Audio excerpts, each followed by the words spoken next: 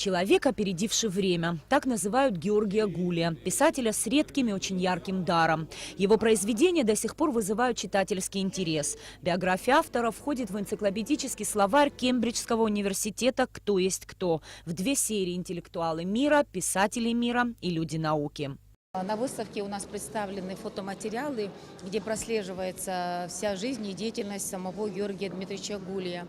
И также у нас тут на выставке экспонируются материалы, его письма родителям, сестре, где отражаются его неравнодушные отношения к судьбе Абхазии. Мы постарались максимально собрать его труды, его работы и представить сегодня к этому юбилейному дню.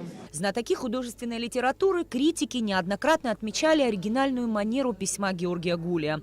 Автор пишет увиденное и воспринятое им самим, не прибегая к заранее обдуманным сюжетным схемам. И эта неординарность творчества выделила его из целого ряда выдающихся писателей XX века.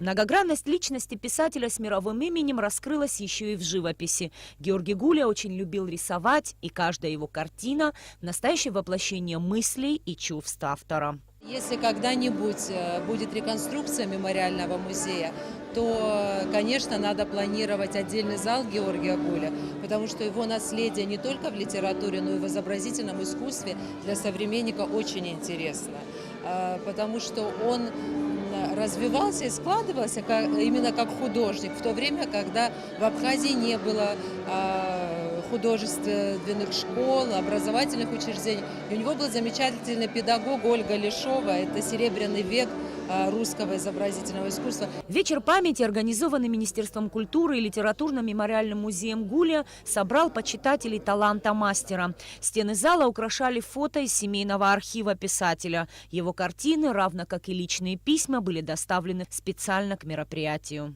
Здесь есть очень интересные работы писателя, общественного деятеля Георгия Гулия, который был замечательным художником. И период, который охватывает с 30 по 50-е годы, здесь есть его работы. Некоторые из них стали основой для иллюстрации его книг.